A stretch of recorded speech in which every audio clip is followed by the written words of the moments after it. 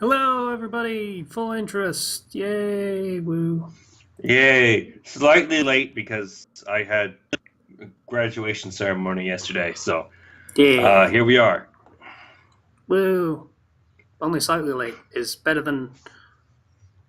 Ah, fuck it, I can't be bothered. So, episode 40. 45. 45? I thought it was 46. Okay. 45. What a 45. twist! No. So we go flash back a bit to a little bit before things went sour to where the rest of the kids are now all grouped up in the classroom. And Yeah, Aizo's been out a while. this might actually be simultaneous. This might be as everything else is going down. Like, at one point, they literally say meanwhile when it cuts back to what's going on Hmm. with the kids. It's just like this is a few minutes ago, and then we're going to get recent. So, like, It's I guess really not. Like, it literally says meanwhile as a scene transition, which means it's happening at the same time. Anyway, Kirishima is like, hey, I need to go out and fight because I'm a moron. And Vlad is like, no, you don't get to fight just because Aizawa said he's giving the okay. That's for the other kids so that they can defend themselves while they're out in the woods. That doesn't mean yeah. go out and fight yourself just because you want to, you prick. Since you're reasserting, this permission is so that you have an option to be able to fight and then escape, rather than just trying to run away and getting stabbed in the back. Yeah, that wasn't a thing that I mentioned in the previous episode, and I probably should have because I wrote it down in my notes specifically so I could mention it. So you being kind of weird about defending themselves, like just trying to get Ochiko the fuck out of there instead of actually like trying to defend themselves. It's like I believe the whole justification is we're not supposed to be fighting these villains because A, it's illegal. So we want to minimize how much we fight these guys, and we also want to minimize how many casualties or injuries there are. It's essentially fighting and then running away rather than trying to beat down your opponent. Is kind of what they're more given permission for, or at least how Soup interprets it, given Aizawa and what she knows about him. Yeah, kind of not cool of her to just take that choice out of Ochiko's hands, like just immediately. Just this is a previous episode thing still, but yeah, it was a little, yeah. Yeah, but Ochiko's fine with it. She came back anyways and was like, "Yeah, no, we need to work together on this." Yeah. So yeah, Kirishima's being a dumbass, and then they hear footsteps outside, and Kirishima's like, "Oh, cool! Aizawa has to be coming back. That has to be it, and it couldn't possibly be anything else. So I'm gonna go and talk to him and stuff." And Vlad is like, "No, dumbass, wait." And it's the Dobby clone they sent out again. Yeah, the second one. Vlad immediately again, Kirishima proving he needs to be in the remedial class. So that's again reinforcing that shit. It will be a theme for Kirishima for this episode. Kirishima is all about manliness. Like that is something that he strives to be as a manly hero, and as a result, he ends up making brave but dumb decisions. Yeah.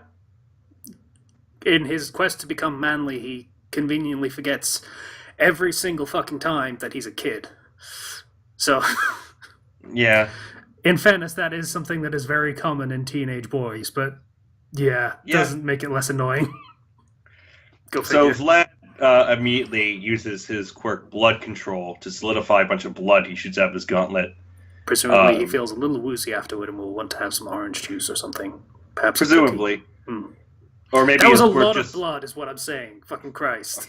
Or maybe his quirk just lets him have like a ton of like excess blood. I don't know exactly how his body works. But he solidifies the blood, controlling the Dobby and the Dobby clone. And Dobby's just like, as long as we get one kid, we're winning, because all these attacks, they are having effect on like society's opinion of UA as an institution. And as UA is the biggest hero school on Hero Society as well. Yeah, basically just him going, hey, here are all of our plans, because you can do literally fucking nothing about them at this point. It's too late. Even the fact that we came here and attacked this camp is enough to have actually done some damage. Even if we don't even get a single fucking kid. It doesn't matter. Mm-hmm. We already win. Because, like, you have to remember all of these students, these main characters, they are children. Yes. And they are being attacked repeatedly in a society that's supposed to protect them better than any other society out there, because they have heroes. And they're in UA, which is the best one. We're going to get to that, and there's things I feel need to be pointed out about this in a little bit, but we're not quite there yet. So, yeah, Aizawa takes out the clone and just fucking stomps the shit out of it, literally stomps it into mud. Go figure, that phrase is perfectly appropriate in the circumstance. And destroys it, and it's like, oh, that must be another one of their quirks then, is they can make doubles. All right. So Aizawa explains, okay, I was supposed to be out there on the front lines, but instead I got saddled with this fucking kid who just kind of stands there, just doing literally nothing. And Aizawa decides to go back out there, and the kids are like, hey, we want to fucking... No! Yeah, basically, no, is the conclusion that they come to from that. Yeah. Is fucking shut up, sit down, and do as you're told. Your students. Cut back to Deku and the gang. Yeah, with a very awkwardly slow meanwhile. Yeah. In the middle of that, like I say, it happens. But Mr. Compress compresses himself. Sorry, Mr. Compress.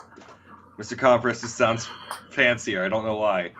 So Mr. Compress compresses himself so Dabi can use flames, burning one of Deku's arms and several of Shoji's tentacles. And meanwhile, Todoroki gets away from that attack. Todoroki engages twice. He has like a measuring tape that he uses to cut through Todoroki's ice. He says, "That's hot," as he touches the ice. And he mentions that Todoroki and Deku, or the beat-up kid, are both on the kill list. No, they're not. Yeah, okay. I'm presuming they are. And he just contradicts himself as the second thing, and usually the first thing is true, is what it seems to be. Meanwhile, Toga decides to introduce herself to Izuku and tries to stab him, but then gets slapped away by Shoji. My notes say Toga still great, in the worst way. Still terrifying.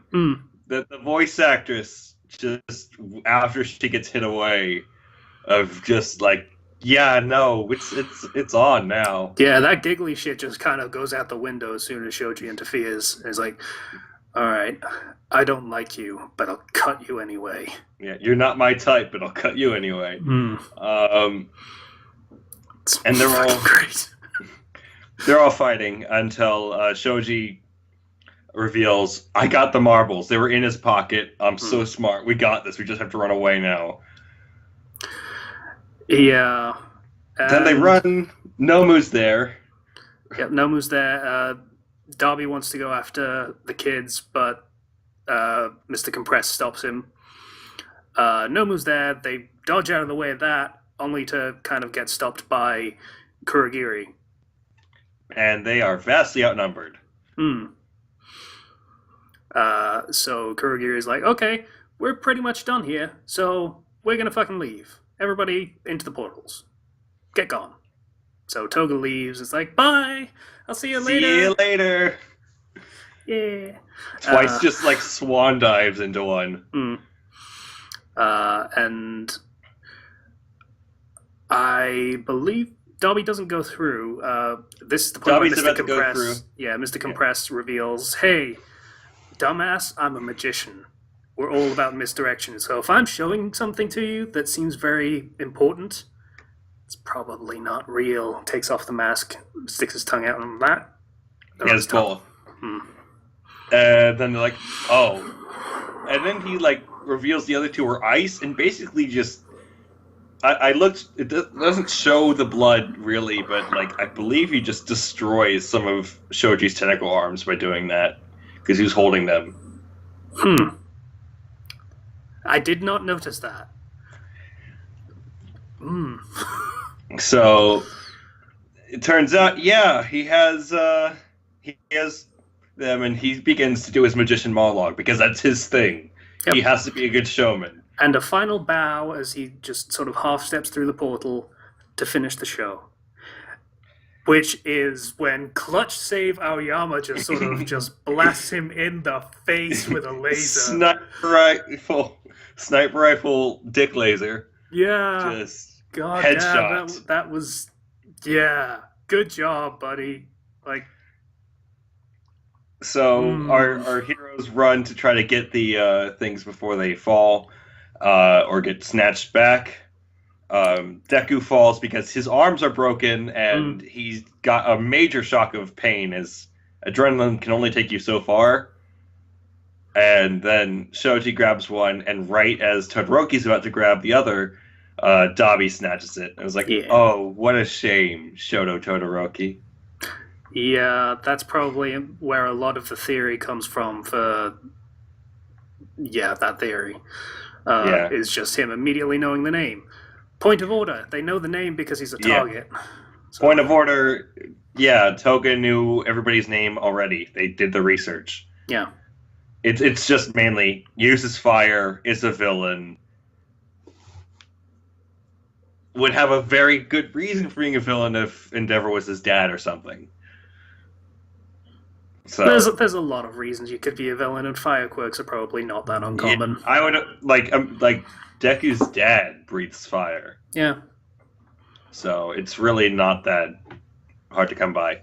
Hmm. So they managed to get Tokoyami back, but Yep. not Bakugo. Uncompresses the marbles to make sure to prove that they got what they were coming for. So Tokiyami is revealed, is free, but Darby, I believe, has Bakugo by the neck. Yeah. And I don't know how aware Bakugo is, but I can totally get him not doing anything in that circumstance because this is the guy that makes fire, and he has a hand around your throat. You don't want to do anything. Mm-mm. So Deku proceeds to continue to run, but Bakugo says, "Don't come, Deku." In a very, like, he's not angry, he's scared. That's probably the most scared you'll ever hear Bakugo. Of, like, no, seriously, don't. And then Bakugo's gone. And they failed. Yep. And we get a rundown of, well, we get an angry scream from Deku, and then we get a rundown of the outcome of this. I believe it was. I think it was 3 students were in critical condition. 15 were unconscious from the poison and were in pretty bad condition. 11 were harmed or something like that. It was like 11 were had major or minor wounds. 13, my math's not adding up at all, but like 13 were uninjured, and then 1 didn't make it back, and that was Bakugo. And of course, of the heroes, 1 was in critical condition because of a heavy blow to the head, and another was missing, but there was a lot of blood loss on the scene. Mm-hmm. So, yeah, it was a calamitous defeat for the heroes, and we move to UA the next day, still in summer vacation. That the little infographic decides to point out for us. It's still summer. Yeah. But now there's a mob of people outside. A mob of reporters saying, "Hey, why haven't you made a statement yet?" What about the families of the kids? It's a very good question. Why haven't they made a statement yet? my understanding is that particular scene is like a day after what happened, like the day after, and they have no idea what to do. Like they had like if you're gonna make a statement on, oh yeah, we failed to protect your kids, you don't want to rush out there and say something that could potentially backfire and make the situation worse. So it seems like they're having a meeting at that time because Principal Nezu has a way to potentially salvage this. Yeah. I feel like the statement that they make is very, very simple. They haven't actually made their their statement yet. I know. That's what I'm saying is They probably should have, because the obvious thing is to say something along the lines of, yes, one of our trading camps was attacked, as was the USJ incident. They were attacked by the League of Villains, who have proven themselves to be the lowest of scum because they are so incapable of actually taking on trained professional heroes that they have decided to attack children and target them specifically. And that's putting the blame on them, but then people are like, shouldn't you be protecting our kids? What's wrong with you? If they're unable to take on, like, why aren't you having more security kind of thing is what's going. It's a very messy situation. There's no easy answer. Which is the point where you point out, hey, wall of reporters, the reason you weren't talking to us until we were ready to talk to you is because you're standing in front of a 3-foot steel gate. You want to talk to us about security. Anyway, getting a little sidetracked. There was absolutely a way they could have gotten out in front of this rather than letting the message be stolen by people that really just wanted to decry UA. But they didn't. So, moving on. I do want to just one last thing about that per se. That they do have the whole discussion where it's like most organized crime has been wiped out since All Might has been around. And we grew complacent, and now we need a way to have a plan in the future if we're going to come out with this. And also there's possibly a traitor, to which everybody's like, we can't go pointing fingers now because it's only going to tear us apart and it's only going to worsen the situation. Yeah, this was what I was going to move on to, but sure.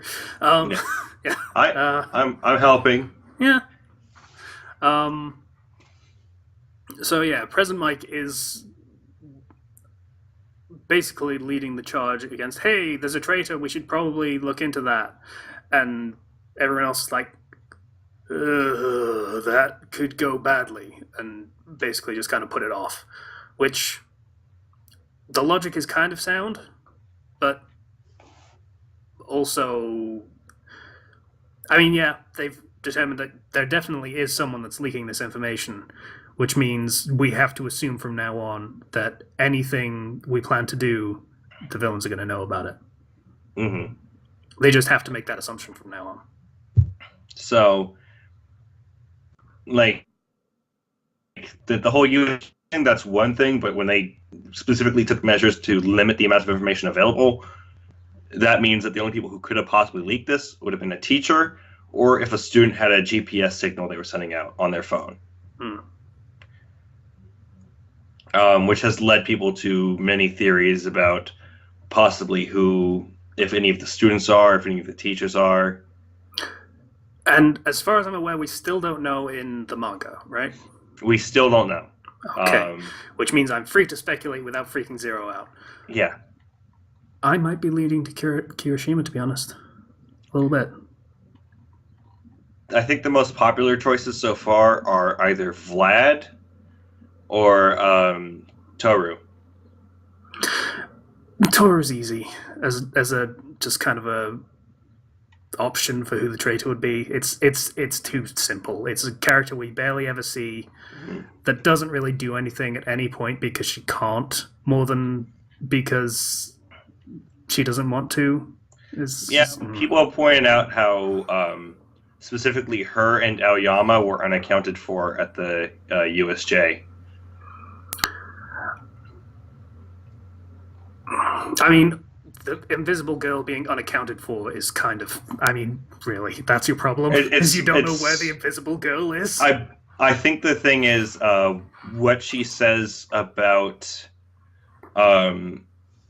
what she says about where she was. Like, she said she was in the place with Todoroki, but that contradicts her knowledge because she knows where somebody else was and they're in a completely different zone, so she knows what they were doing. So there's a sort of a discrepancy there. So that's why I'm assuming Aoyama not, because of what happened in this episode. This episode is kind of Aoyama's justification of why it couldn't possibly be him. I wouldn't say couldn't possibly, but I'd be saying but it's very unlikely. Surprised. It's very unlikely, rather. Meanwhile, what Kirishima is doing in this episode... I'm of the opinion that Kirishima is pretty straightforward as a guy, and him... yeah, I don't think it's him. But we'll get to that. So, yeah, so where were we? The meeting. Nezu wants to suggest something that he's really wanted to do for a while, but All Might gets a phone call with himself as the ringtone, because, of course, a little bit narcissistic. It's kind of a thing. And it's Tsukeuchi, who is proving that, yes, police are still competent in this setting, which is still nice to see. It's just like, hey, yeah, we've been doing actual police work, and we, found out that a guy with a patchwork face was going to this building that's supposedly abandoned, and apparently there's a secret hidden bar there. And yeah, considering there was a guy with a patchwork face that was part of this attack, I mean, I'm just saying, we're thinking of putting something together, so are you with us on this? We investigated this supposedly abandoned building. It has a bar in it, which the owner didn't really seem to think was necessary to really tell us before, but upon pressing for it, we're like pretty certain that this is their hideout. Also, point of order for the cultural implications of this. Secret bars are really, really a thing in Japan. It's kind of weird, but that is actually a thing that happens. Is just a spot will just be so hidden in a back corner, it'll be like a haunt for very few people. It's just that space to get away. Surprising thing that happens, but it does. So this existing on its own is not weird, but it's mostly the patchwork face guy, and yeah. So cue the newsreel. Yeah, with pundits being pundits, basically, is what happens there. Very used to that, having spent a lot more time than I probably should, and is healthy, watching YouTube videos about such pundits. But yeah, the League of Villains are watching it and congratulating themselves for a job well done, and we got publicity. So thankful to the media for being basically on their side in this, without realizing it. As is with the media. And they say, isn't this great? Katsuki Bakugo, who's just sort of there in his tournament victory attire, let's call it. They apparently took some cues. So it works well. He can't explode while he's wearing that thing around his hands. Well, he can, but the explosion would just be focused on his hands and basically nothing else. Yeah. Which, even for him who has a resistance to it, it's established that it would be bad for him. Mm-hmm. So he's kind of angrily glaring at them. As we cut away back to Deku, who we find out he was kind of unconscious for a few days. He had seizures and a high fever with some serious was a wreck.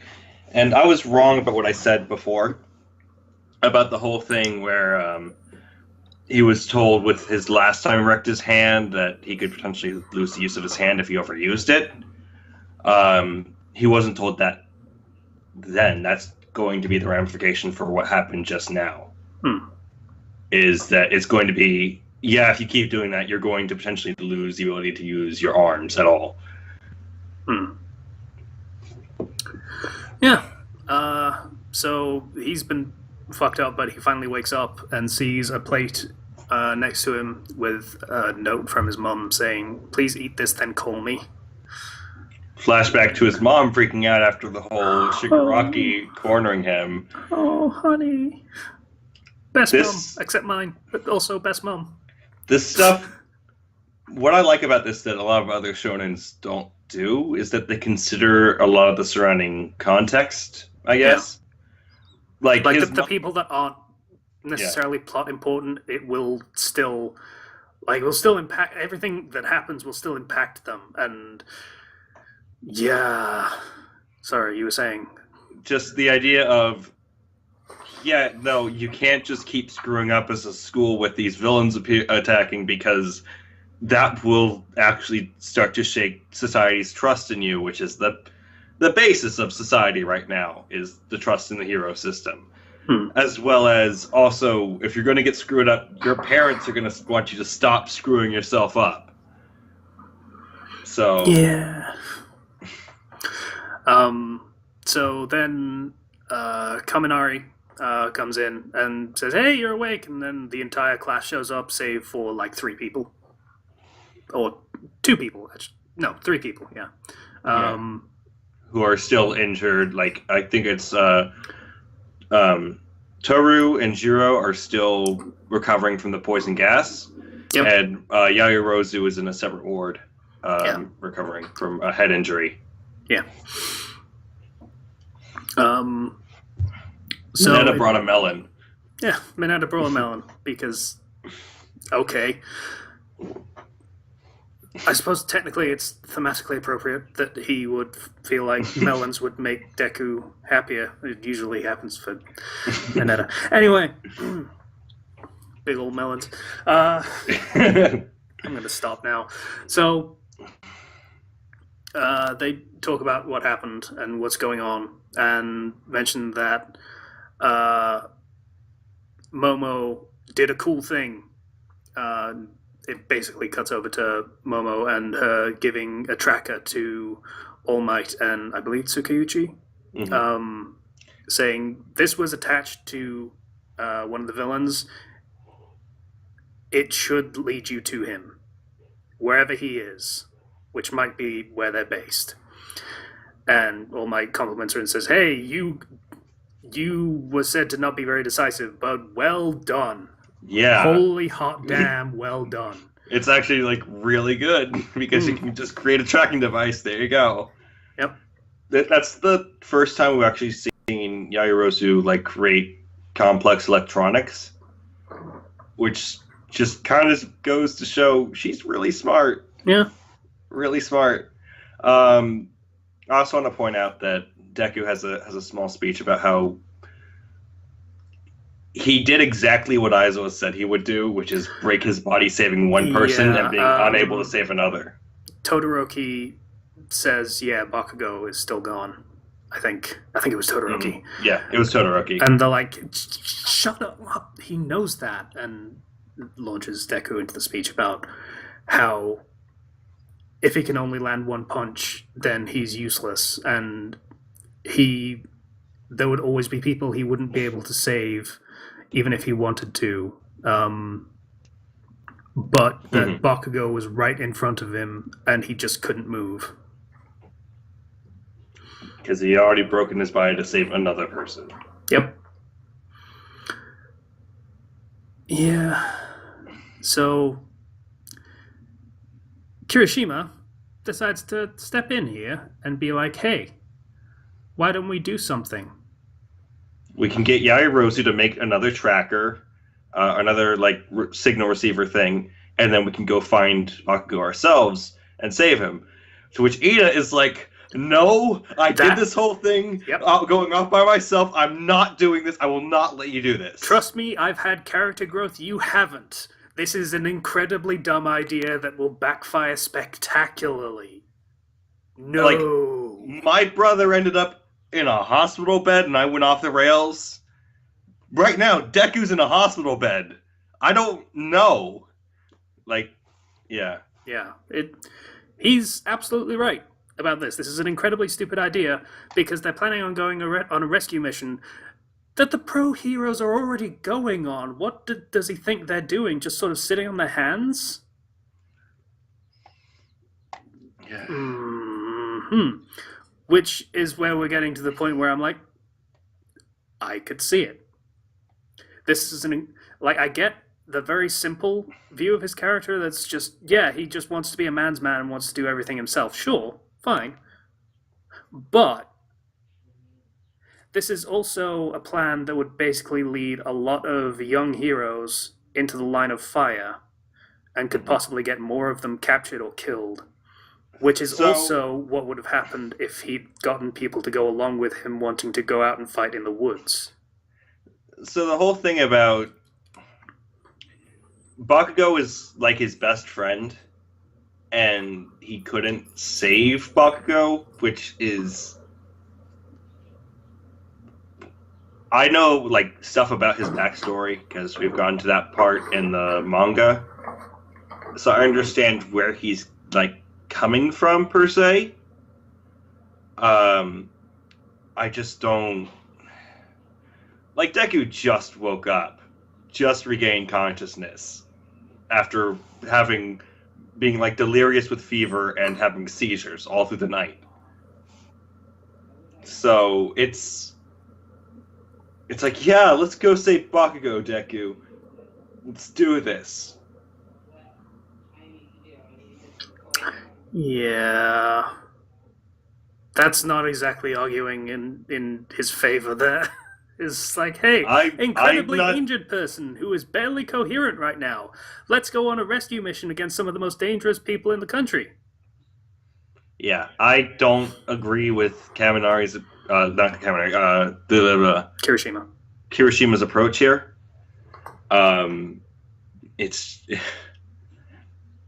He tends to kind of... He's very emotionally driven, which is bad in this type of situation. So it's good to have that, like... I like that this builds on the previous arc with Ida, because Ida went through the same exact process and is like, no.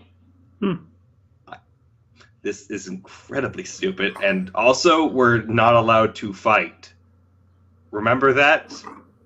We're not allowed to fight villains. I'm just looking through my notes for the last... Yeah, that's pretty much all I got in the notes. That's pretty much where the episode ends, is Kirishima saying, hey, let's fucking do this, you in? And credits. So...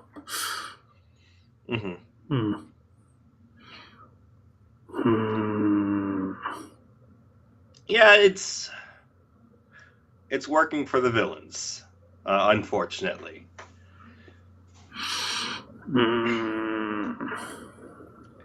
People have compared this to the Sasuke retrieval arc, and you can kind of see a parallel there. A little bit, but not really. Not really. I'm fairly certain they're not actually going to go. We'll see, because there's going to be... I'm not going to say anything about the future. It's a messy situation in which not going is probably the smartest answer. Because Kirishima's idea is basically, let's go fight villains when we're not supposed to fight, and use our quirks without being heroes officially. Like, yeah, and Deku wants to save his friend and all that stuff, but Deku also went through the whole thing with Ida. He was right there for it. He would kind of be a massive, massive hypocrite if he just went along with this. Because that whole lesson that Ida went through, that needed to be stomped into Ida's head, and Deku was talking all high and mighty, like, this wasn't how you needed to do this. This isn't how a hero acts, and all that stuff. Like, yeah, he'd be basically going against most of that. Yeah, if they're in a situation where it's more of a question of emotion versus duty, like upholding the law and being a true hero, versus just acting on emotional impulse. So so far only 2 ways have been presented to us of how to go about this. So there's other ways they could possibly approach this. But yeah, that kind of, I think this was explained before in like the manga or something, but the whole blanket law of just don't use your quirk if you're not a hero is kind of the culmination of tons and tons and tons and tons and tons of different laws that all happened in like the madness when everybody started getting superpowers. So it's just so complicated that it's just don't.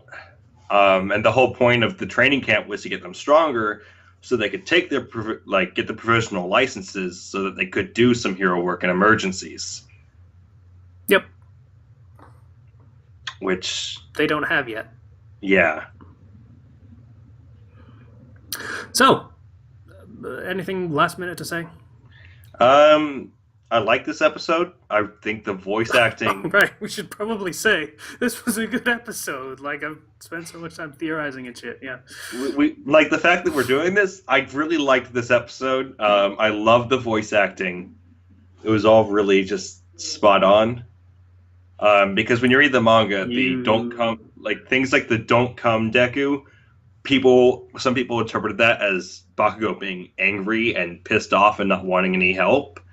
When it's more like, no, don't come. You have broken arms. You will die. Yeah.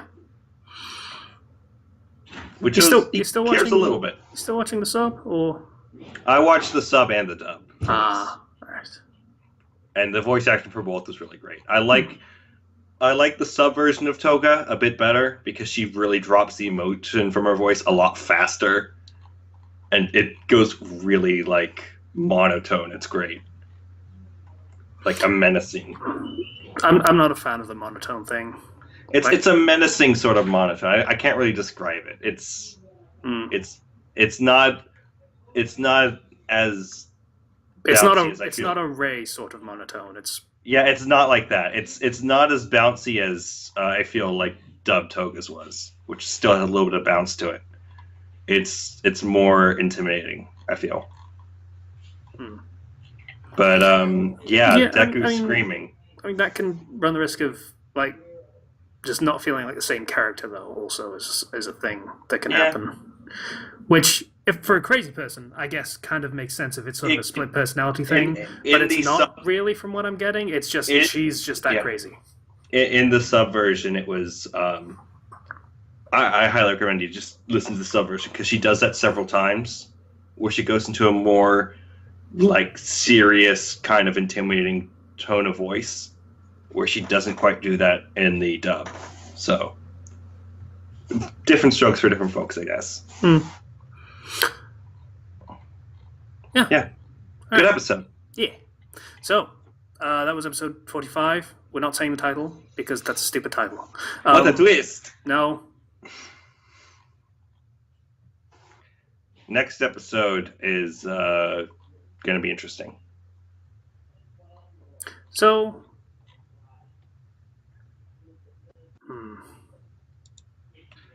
I really hope we... For some reason, my mind just went through trying to make an elaborate plot so that I could replace that, you saying the title, with just you saying you're an idiot. Just having you say certain words so that I could cut it together so it just says, I am an idiot. I don't know why I went to elaborate plan to just get rid of that, but I just apparently really wanted it gone that badly. So next episode, from Ida to Midoriya. It's going to be pretty emotional. Yeah. Lots of crap happening, and the consequences of it are treated very maturely, I feel. At least in comparison to a lot of other shonen out there. Bye, everybody. Bye.